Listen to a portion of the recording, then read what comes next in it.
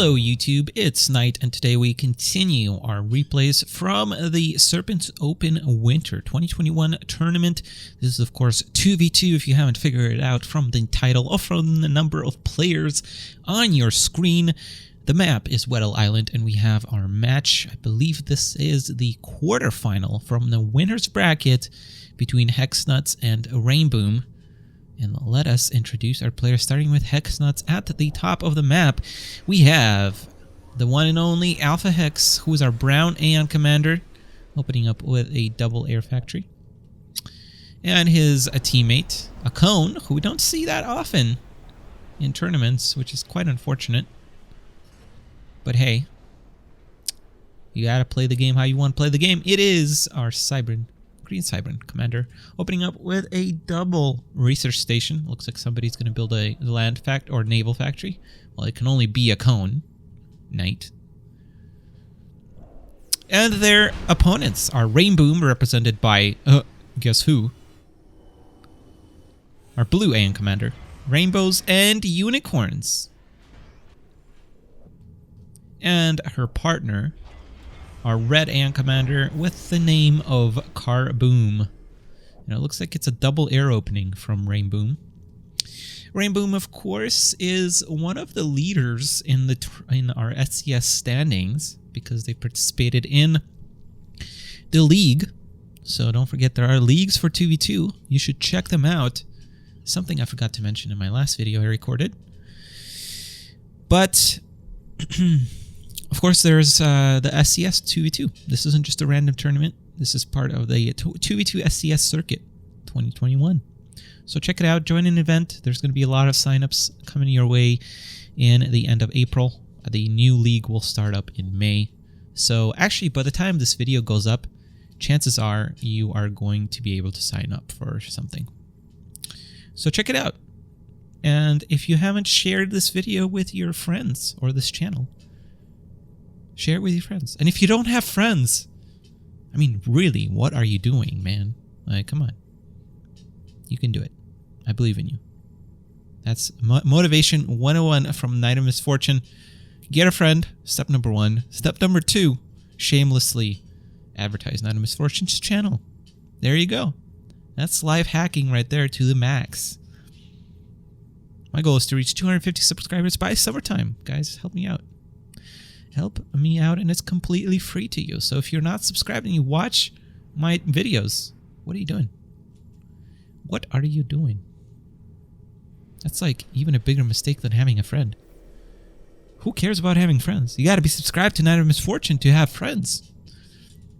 All right, there's some downtime here.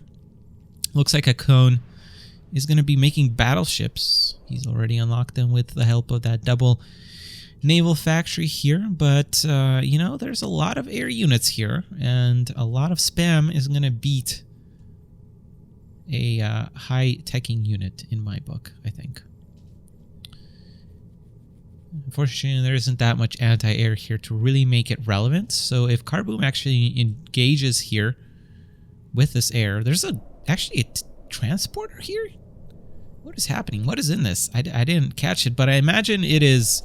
Well, it might be MML, actually, because why would you build a land factory if you weren't going for MML? You can build engineers from a regular factory. Or maybe this was a mistake. I don't know. I didn't see it. Who knows? But I like this from Rainbows. She's being just absolutely cheeky here. And it looks like Quarterfinal is going to win air, like, so easy here. There's an anti-air tower. Engineers coming out. Yep, these are our engineers. So I think that land factory was a mistake. A lot of SAC caps are going to come out, but there's a battleship there firing on those engineers. A air factory is going to get captured. Man, Alpha Hex in every tournament gets his base captured by engineers. Oh, man. I'm sorry, Alpha. Maybe they're just memeing you.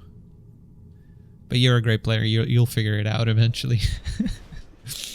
Rainbows just does this a lot. I played her 1v1 recently and a couple times, and she did this every single time. One time I didn't notice and it was bad, so I shouldn't even like be talking because I fall prone to it myself. So another win in the air. And yeah, this is exactly what I mean. There's just not enough anti-air from these battleships. And I would take, honestly, I would take a double amount of cruisers, which I think is feasible at this point. Double the amount of cruisers because of that anti-air. And obviously your opponents aren't really going to be going naval. I mean, they could be going tanks, but you know what they're doing. They're spamming air. So I'm not really sure why they decided to go battleships. In all honesty, I don't know why Icon chose to go battleships.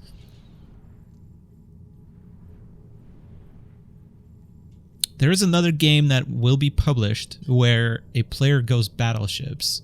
But I really want you guys to look at that game and at this game and tell me why in that game battleships made way more sense.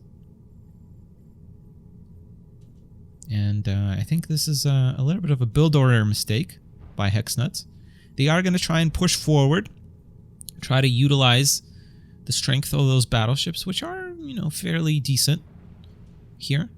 There is actually a lot of them, but the problem is there isn't air now to contest with this. Holy crap, Carboom has a shit ton of air. That is insane.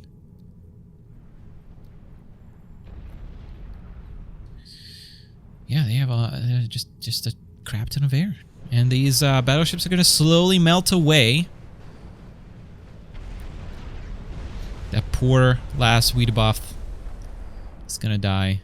Battleships are going to inflict some damage here on the base of Rainbows. But unfortunately, I don't even think they have legs yet. I think they're just, yeah, I mean, training would make sense here.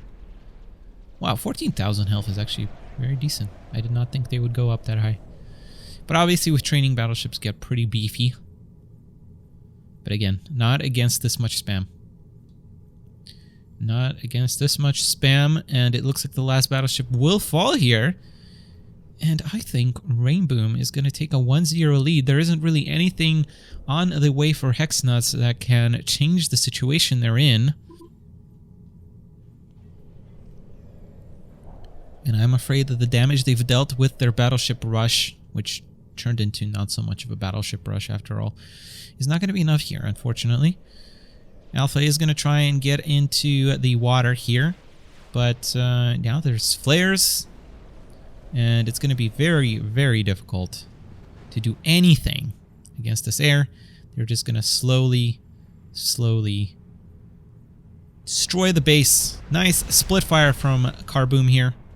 Beautifully done. I've got to say, and I don't want to spoil anything, but I think even judging from this game, and no, there isn't really another game. Well, you might see another game by Carboom before this. I don't know. I think you can tell his airplay is actually very, very good. Very, very nicely done by Carboom. Gonna continue bombing these land factories. Wow, that was not enough to finish that land factory. I'm actually genuinely surprised. Another nice split fire, just enough to finish that naval factory.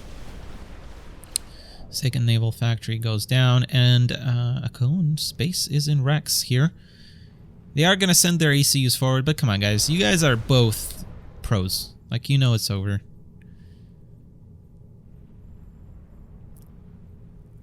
This match is over.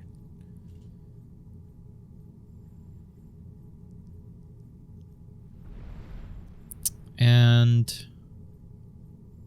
I mean, you could say that there's a chance with overcharge, but there is, I don't think, is there a ledge? Yeah, there is a ledge here. But honestly, it would have to be like a complete mishap, misplay from Rainboom for that to happen. So, you know, maybe I should start discouraging players. Maybe I should start pointing this out, because we do have problems with this. And you know, in longer tournaments where it's, you guys want double elimination tournaments, you guys want more games, so you guys should start realizing when the game is over. And I don't mind this so much when it's like newer players or newer teams, but Alpha Hex and Akon, you guys know this is over. Like 100% this is over. And you are doing something that's not... yeah, this should have been way earlier. This is frankly just annoying. And I'm sorry to point this out, but it's the truth. It's why we have a 20-minute game when we could have had a 15-minute game. And, you know, a lot of players could complain about downtime in tournaments. You know, there's other factors to this. And yes, I know a lot of it has to do with the way I run my streams. But this is another big factor. This could have been a 10-minute game. Yeah, I think it was, if I can realize it, I think you guys can realize it. But anyway, this is 1-0 lead by Rainboom. Let's go ahead and jump into match number 2. I'll be right back. Don't go anywhere. Welcome to match number 2, or rather game number 2. I get confused with my own definitions. A match is a set of games, and a game is a singular map. So this is game 2 between Hexnuts and Rainboom. Hexnuts is on the left-hand side. Let's go ahead and introduce, starting with our brown AN commander. It is Alpha Hex. And he's plopping down a double air factory here. And his teammate, a Cone, our blue Cybran commander, who is opening up with some research stations, which is fairly standard for Cybran on this map. And I think this is, I see this build more and more, where players open up like this and they go double research and into a land factory that's kind of a little more pushed up. So I like that.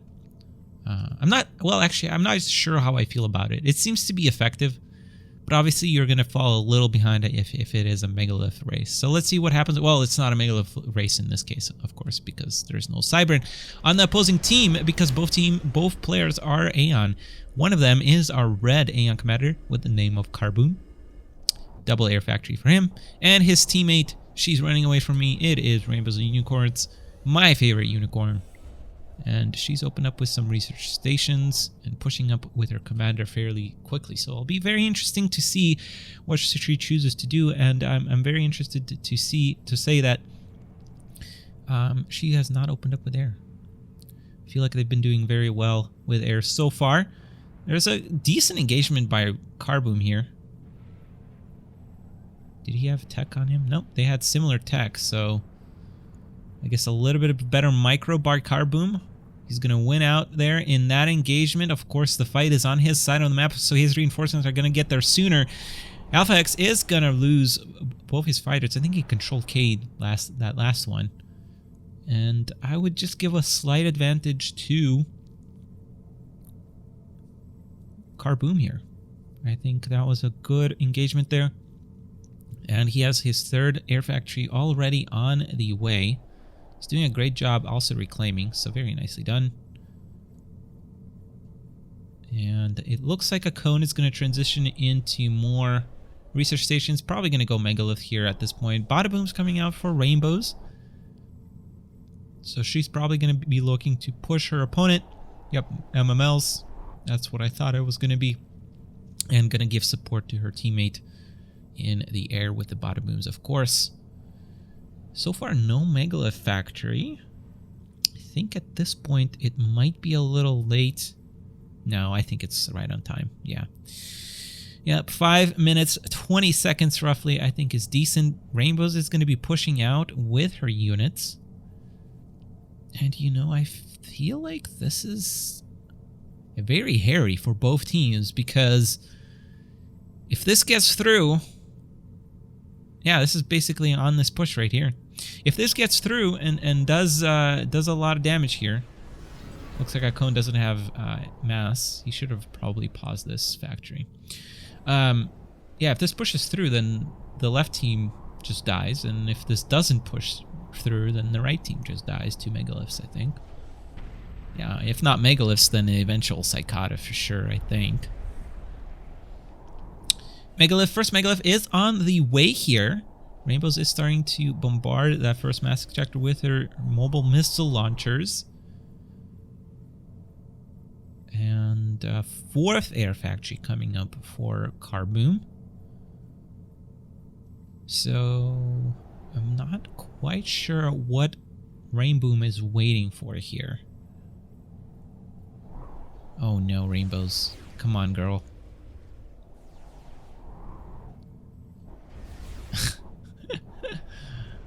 Oh, that mass extractor is still alive. That's so annoying. First megalith is out. Scout coming in, gonna see it pop out. Oh, I missed what this was. Is it a teleporting something? Teleporting engineer. Oh, Rainbows. Oh my goodness. Rainbows does it again with the engineers. Even on a map that can't be flanked, she manages to find a way to flank. Captures a research station from a cone. Goodness gracious. Teleport coming in. Is there unit detonate? Yes, there. No, not unit, but structure detonate is going to take out that blob. Engagement in the air here over the megalith.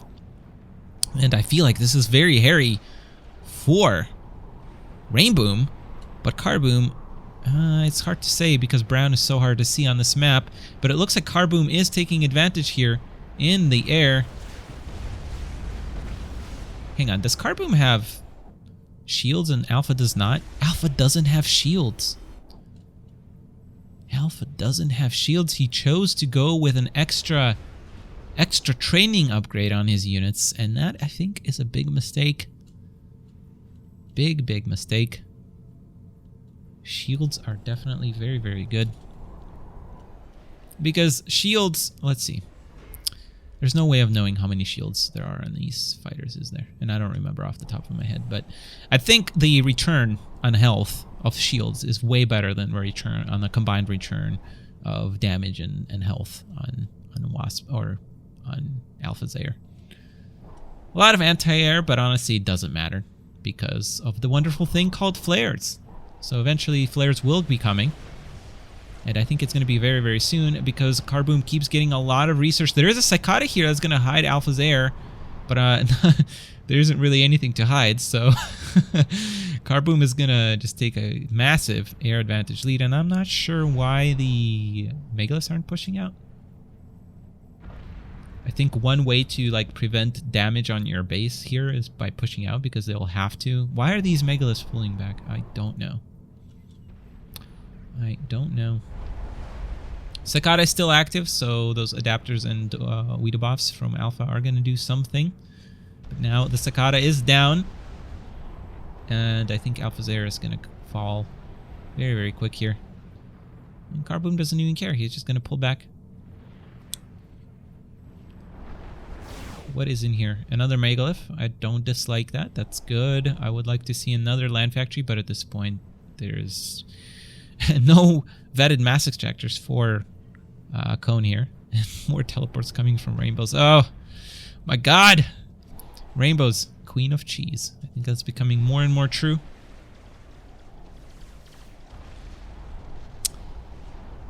Yeah, Carboom is just... You know, I mentioned this last game, but Carboom's air play is just absolutely marvelous.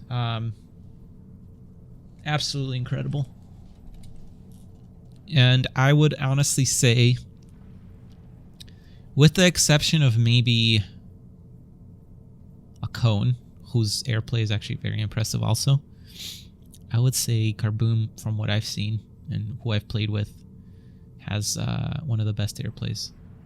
Or the best airplay that I've seen. So I don't know what kind of Aeon juice he's drinking, but he's been coming up on top very, very frequently.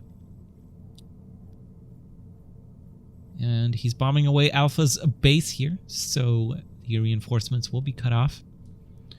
And this is the last chance for Hexnuts here in this game, which is very weird to say because they are down 1-0 already. A loss here would mean they're relegated to the loser's bracket. And who would have thought that after beating Polar and Iron, the two best players in history of Supreme Commander 2, they would find themselves in the lower bracket. Certainly not me. Excuse me, I really had to sneeze there. Really had to hold it back. And I hate to hold back sneezes. Oh, look at that. Carboom just even realizing this army is out of position and uses it to bomb the base.